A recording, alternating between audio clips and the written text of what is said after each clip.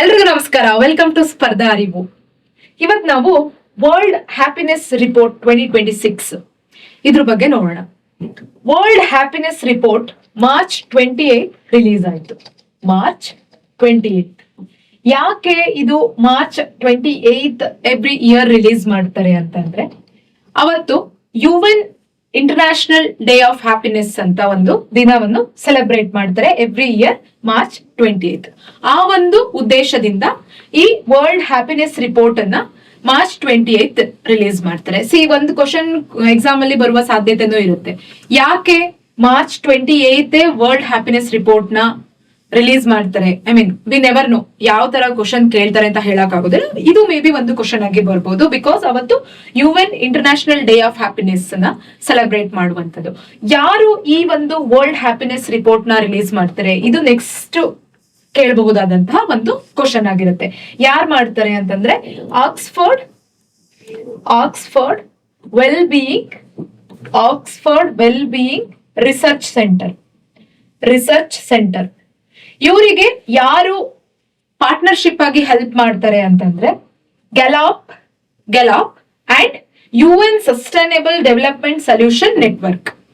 ಈ ಒಂದು world happiness report ನ ರಿಲೀಸ್ ಮಾಡುವಂತವರು Oxford well being research centre, ಅದ್ರ ಜೊತೆಗೆ Gallup and UN sustainable development solution network. ಈ ಮೂರು ಸಂಸ್ಥೆಗಳು ಸೇರಿ ಈ ಒಂದು ವರ್ಲ್ಡ್ ಹ್ಯಾಪಿನೆಸ್ ರಿಪೋರ್ಟ್ ನ ಎವ್ರಿ ಇಯರ್ ರಿಲೀಸ್ ಮಾಡ್ತಾರೆ. ಯಾವ ಡೇ ರಿಲೀಸ್ ಮಾಡ್ತಾರೆ? March 20th. ಬೇರೆ ರಿಪೋರ್ಟ್ಸ್ ಗಳಿಗೆ ಪರ್ಟಿಕ್ಯುಲರ್ ಡೇ ಅಂತ ಇರೋದಿಲ್ಲ. But for this world happiness report ಗೆ ಮಾರ್ಚ್ 20th ಬಿಡ್ತಾರೆ. ಬಿಕಾಸ್ ಅವತ್ತು UN international day of happiness ನ ಸೆಲೆಬ್ರೇಟ್ ಮಾಡ್ತಾರೆ. Next we should know global ranking. ಯಾವ ಕಂಟ್ರಿ ಟಾಪ್ ರ್ಯಾಂಕ್ ಅಲ್ಲಿ ಬರುತ್ತೆ, ಯಾವ ಕಂಟ್ರಿ ಬಾಟಮ್ ಅಲ್ಲಿ ಬರುತ್ತೆ. ಅದಾದ್ಮೇಲೆ ವಿ ಶುಡ್ ಸಿ ದಟ್ ಇಂಡಿಯಾದು ಎಷ್ಟನೇ ರ್ಯಾಂಕಿಂಗ್ ಇದೆ, ಇದು ಇಂಪಾರ್ಟೆಂಟ್. ಹೈಯೆಸ್ಟ್ ರ್ಯಾಂಕ್ 1 ಬಂದಿರುವಂತದ್ದು ಫಿನ್ಲ್ಯಾಂಡ್ ರ್ಯಾಂಕ್ 1. 9 ಕಾನ್ಸಿಕ್ಯೂಟಿವ್ ಇಯರ್ಸ್ ಅಂದ್ರೆ ಕಳೆದ 9 ವರ್ಷಗಳಿಂದನೂ ಸಹ ಫಿನ್ಲ್ಯಾಂಡ್ ಮೊದಲನೇ ರ್ಯಾಂಕ್ ಬಂದಿದೆ. Second Iceland, then Denmark. ಅದಾದ್ಮೇಲೆ ಕೋಸ್ಟಾರಿಕಾ, ಇದು ಈ ವರ್ಷ 4th ರ್ಯಾಂಕ್ ಬಂದಿದೆ. 2023 ಅಲ್ಲಿ ಇದು 23rd ರ್ಯಾಂಕಿಂಗ್ ಇತ್ತು, 23rd. ಅದಾದ್ಮೇಲೆ ಸರ್ಪ್ರೈಸಿಂಗ್ಲಿ ಇಸ್ರೇಲ್ 8th ರ್ಯಾಂಕಿಂಗ್ ಇದೆ. ಫಸ್ಟ್ 3 ನೀವು ನೆನ್ಪಿಟ್ಕೊಬೇಕು, Finland, Iceland and Denmark. And bottom 3 ಯಾವುದು? ಅಫ್ಘಾನಿಸ್ತಾನ್ ಲೋಯೆಸ್ಟ್. 147 ಕಂಟ್ರಿಗಳು ಇದರಲ್ಲಿ ಭಾಗವಹಿಸುತ್ತೆ. 147ನೇ ಕಂಟ್ರಿ ಅಫ್ಘಾನಿಸ್ತಾನ್. ನಮ್ಗೆ ಗೊತ್ತೇ ಇದೆ ಅಫ್ಘಾನಿಸ್ತಾನದ ಕಂಡೀಷನ್ ಹೇಗಿದೆ ಅಂತ ಅಂದ್ಬಿಟ್ಟು. ಅಲ್ಲಿ ಯಾವುದೇ ರೀತಿಯಾದಂತಹ ಪೀಸ್ ಇಲ್ಲ ಅಂದ್ಮೇಲೆ happiness ಇಲ್ಲಿರುತ್ತೆ. Then comes Sierra Leona, ಇದು 146th. Then Malawi 145th. Exam ಅಲ್ಲಿ ಏನ್ ಕೇಳ್ಬಹುದು ಅಂತಂದ್ರೆ, ಮ್ಯಾಚ್ ದ ಫಾಲೋವಿಂಗ್ ಕೇಳ್ಬಹುದು. ಇಂಡಿಯಾದು ರ್ಯಾಂಕಿಂಗ್ ಕೊಡಬಹುದು, ದೆನ್ ಪಾಕಿಸ್ತಾನ್ ರ್ಯಾಂಕಿಂಗ್, ಇಲ್ಲ ಅಂತಂದ್ರೆ ನಾರ್ವೆ ರ್ಯಾಂಕಿಂಗ್, ಇಲ್ಲ ಅಂತಂದ್ರೆ ಫಿನ್ಲ್ಯಾಂಡ್ ರ್ಯಾಂಕಿಂಗ್, ಅಲ್ಲ ಅದಾದ್ಮೇಲೆ ಅಫ್ಘಾನಿಸ್ತಾನ್ ರ್ಯಾಂಕಿಂಗ್. ಮತ್ತೆ ಬ್ರಿಕ್ಸ್ ಕಂಟ್ರಿಗಳದ್ದು ನಮಗ್ ಗೊತ್ತಿರ್ಬೇಕು. ಚೈನಾ ರ್ಯಾಂಕ್ 65th, ಚೈನಾಗೆ 65th ರ್ಯಾಂಕಿಂಗ್ ಇದೆ. Russia 79th ranking and Iran 97th ranking. So surprisingly ಇವೆಲ್ಲಾ ಕಂಟ್ರಿಗಳು ಇಂಡಿಯಾ ರ್ಯಾಂಕಿಂಗ್ ಗಿಂತನೂ ಚೆನ್ನಾಗಿ ಪರ್ಫಾರ್ಮ್ ಮಾಡಿದ್ದಾರೆ. ಇದು ಒಂದು ಎಕ್ಸ್ಟ್ರಾ ಇನ್ಫಾರ್ಮೇಶನ್, ಎಕ್ಸಾಮ್ ಅಲ್ಲಿ ಕೇಳಲೇಬೇಕಂತ ಏನಿಲ್ಲ. ಆಬ್ಸೆನ್ಸ್ ಆಫ್ ಆಂಗ್ಲೋಸ್ಫಿಯರ್ ಅಂತ ಹೇಳಿದ್ದಾರೆ. ಅಂದ್ರೆ ಇಂಗ್ಲಿಷ್ ಮಾತನಾಡುವಂತಹ ಕಂಟ್ರಿಗಳು ಯಾವುದು ಕೂಡ ವಿತಿನ್ 10th ಒಳಗೆ ಯಾವ ರ್ಯಾಂಕಿಂಗು ಬಂದಿಲ್ಲ. 10th ರ್ಯಾಂಕಿಂಗ್ ಒಳಗೆ ಇಂಗ್ಲಿಷ್ ಮದರ್ ಟಂಗ್ ಇರುವಂತಹ ಯಾವುದೇ ಒಂದು ಕಂಟ್ರಿಯನ್ನು ಬಂದಿಲ್ಲ ಅನ್ನೋದು ಸ್ಪೆಸಿಫಿಕ್ ಆಗಿ ಈ ಆರ್ಟಿಕಲ್ ಅಲ್ಲಿ ಮೆನ್ಷನ್ ಆಗಿದೆ. So that might be important for examiner. New Zealand ನೋಡಿ 11th ರ್ಯಾಂಕ್ ಇದೆ. Then Ireland 13th, Canada 25th, United Kingdom 29th ranking, Australia 15ನೇ ರ್ಯಾಂಕ್, ಯುನೈಟೆಡ್ ಸ್ಟೇಟ್ 23ನೇ ರ್ಯಾಂಕಿಂಗ್ ಅಲ್ಲಿದೆ. ಇದು ಒಂದ್ ನೆನ್ಪಿಟ್ಕೊಳ್ಳಿ, ಇವ್ರ ರ್ಯಾಂಕಿಂಗ್ ಏನ್ ಕೇಳೋದಿಲ್ಲ. ಅವ್ರ ಏನಾದ್ರೂ ಒಂದು ಸೆಂಟೆನ್ಸ್ ಆಂಗ್ಲೋಸ್ಫಿಯರ್ ಅಥವಾ ಇಂಗ್ಲಿಷ್ ಮಾತನಾಡುವಂತಹ ದೇಶ 3 ಅಥವಾ 4 10ನೇ ರ್ಯಾಂಕಿಂಗ್ ಕಡಿಮೆ ಇದೆ ಅನ್ನೋದು ಒಂದು ಸೆಂಟೆನ್ಸ್ ಆದಾಗ ನಿಮಗೆ ಗೊತ್ತಿರಬೇಕು.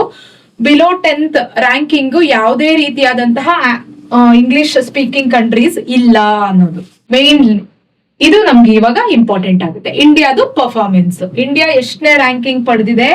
116th rank. But last year ಕಿಂತ 2 ರ್ಯಾಂಕಿಂಗ್ ಇಂಪ್ರೂವ್ ಆಗಿದೆ. ಲಾಸ್ಟ್ ಇಯರ್ 118 ಇತ್ತು, ಈ ಸಲ 116 ಆಗಿದೆ. So remember India's rank. ಯಾಕಂತಂದ್ರೆ ಅವರು ವರ್ಲ್ಡ್ ಹ್ಯಾಪಿನೆಸ್ ರಿಪೋರ್ಟ್ ಅಂತ ಕೊಟ್ಬಿಟ್ಟು ಯಾವ ಸಂಸ್ಥೆ ಬಿಡುಗಡೆ ಮಾಡುತ್ತದೆ ಅನ್ನೋದನ್ನ ಒಂದು ಸೆಂಟೆನ್ಸ್ ಅಲ್ಲಿ ಕೊಟ್ಟು ಇಂಡಿಯಾ ರ್ಯಾಂಕಿಂಗ್ 118th ಅಂತ ಕೊಡಬಹುದು. ಸೊ ಮೇಕ್ ಶೋರ್ ದಟ್ ಇಂಡಿಯಾದು ರ್ಯಾಂಕಿಂಗ್ 116 ಅನ್ನೋದು ನಿಮ್ ತಲೆಯಲ್ಲಿ ಇರ್ಬೇಕು.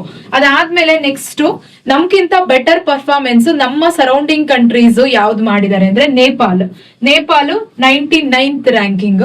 And even Pakistan is better than us, they secured 104th ranking. ಅದಾದ್ಮೇಲೆ ನಮ್ಗಿಂತ ಲೋವರ್ ಯಾರಿದ್ದಾರೆ ನಮ್ಮ ಸರೌಂಡಿಂಗ್ ಕಂಟ್ರೀಸ್ ಅಲ್ಲಿ? Sri Lanka 134th rank. ಅದಾದ್ಮೇಲೆ Bangladesh 127th rank. So you should know that India 116ನೇ ಸ್ಥಾನದಲ್ಲಿದೆ, ಪಾಕಿಸ್ತಾನ 104ನೇ ಸ್ಥಾನ, ನೇಪಾಲ್ 99ನೇ ಸ್ಥಾನ, ಶ್ರೀಲಂಕಾ 134ನೇ ಸ್ಥಾನ ಅಂಡ್ ಬಾಂಗ್ಲಾದೇಶ್ 127th ಪ್ಲೇಸ್ ಅಲ್ಲಿ ಇದೆ. So this is about our neighbouring countries ranking along with India's ranking. C ಇವಾಗ ಎಕ್ಸಾಮ್ ನ ಕಷ್ಟ ಮಾಡ್ಬೇಕು ಅಂತಂದ್ರೆ ಯಾವ್ದಾದ್ರು ಒಂದು ಈ ತರದ್ದು ಯೂಶುವಲಿ ನಮ್ಗೆ ಗೊತ್ತೇ ಇದೆ, ಯಾವ್ದಾದ್ರು ಒಂದು ರಿಪೋರ್ಟ್ ಬಗ್ಗೆ ಒಂದು ಕ್ವಶನ್ ಕಾಯಂ ಇದ್ದೇ ಇರುತ್ತೆ, 1 or 2 questions. Last previous exams ಅಲ್ಲಿ ನನಗೆ ಗೊತ್ತಿದ್ದಂಗೆ 5 ಕ್ವಶನ್ಸ್ ರಿಪೋರ್ಟ್ಸ್ ಮೇಲೆ ಬಂದಿತ್ತು, ರಿಪೋರ್ಟ್ಸ್ ಅಂಡ್ ಇಂಟರ್ನ್ಯಾಷನಲ್ ಆರ್ಗನೈಸೇಷನ್ಸ್ ಮೇಲೆ. ಸೊ ಹಂಗಾಗಿ ವರ್ಲ್ಡ್ ಹ್ಯಾಪಿನೆಸ್ ರಿಪೋರ್ಟ್ ಕೂಡ ತುಂಬಾ ಇಂಪಾರ್ಟೆಂಟ್ ಆಗುತ್ತೆ. ಅದಾದ್ಮೇಲೆ ನಮಗ್ ಗೊತ್ತಿರ್ಬೇಕು ಹೌ ಹ್ಯಾಪಿನೆಸ್ ಇಸ್ ಮೆಜರ್ಡ್. ಇವಾಗ ಯಾವ್ದಾದ್ರು ಒಂದು ಹ್ಯಾಪಿನೆಸ್ ನ ಮೆಜರ್ ಮಾಡ್ಬೇಕಂತಂದ್ರೆ ಯಾವ ಕ್ರೈಟೀರಿಯಾಗಳನ್ನ ಬಳಸ್ತಾರೆ ಅನ್ನೋದು ವಿ ಶುಡ್ ನೋ ದಟ್. ಮೊದಲನೇ ಕ್ರೈಟೀರಿಯಾ ಏನಂದ್ರೆ GDP ಪರ್ ಕ್ಯಾಪಿಟ.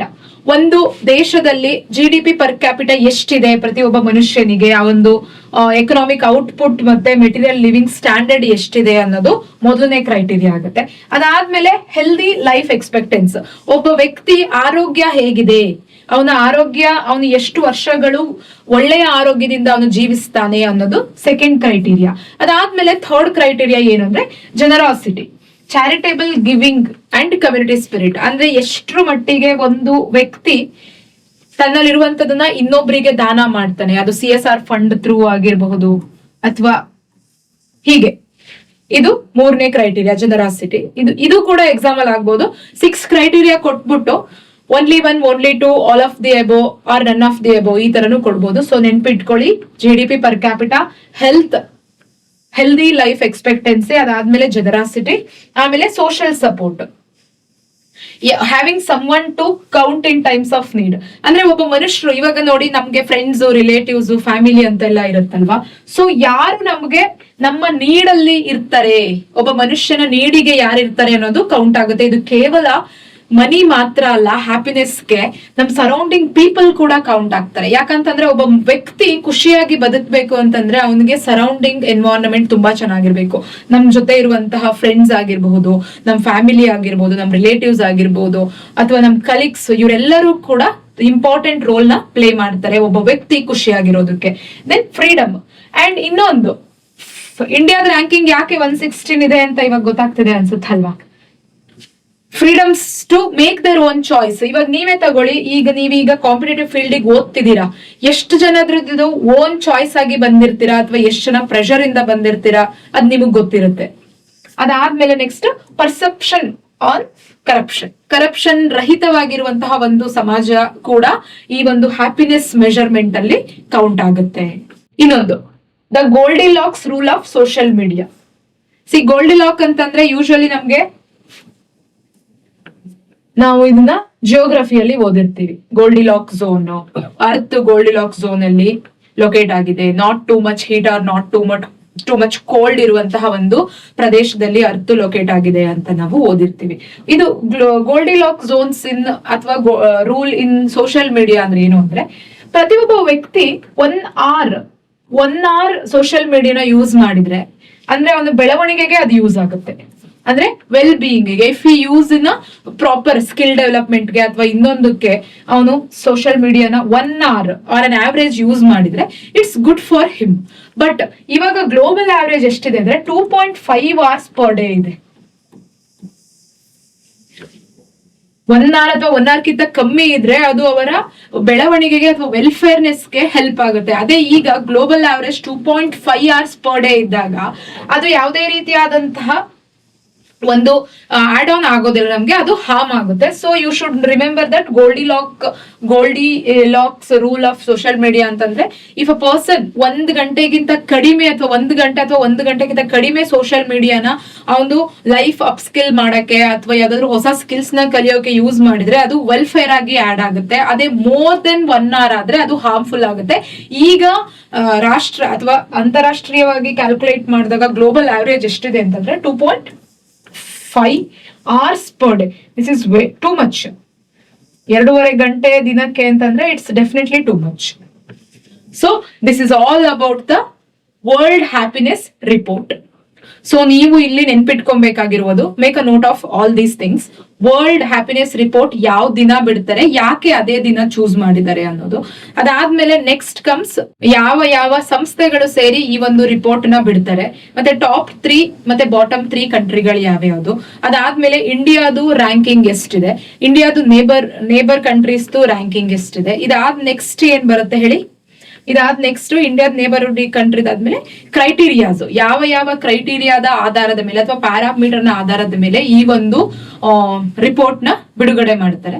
ಅದಾದ್ಮೇಲೆ this is extra information, Goldilocks ಅಂದ್ರೆ ಏನು with respect to social media ಅಂತ. This is all about the world happiness report. Make a short note of it, ನಿಮ್ಗೆ exam time ಅಲ್ಲಿ ಇದು handy ಆಗುತ್ತೆ. That's all for the day. Thank you one and all.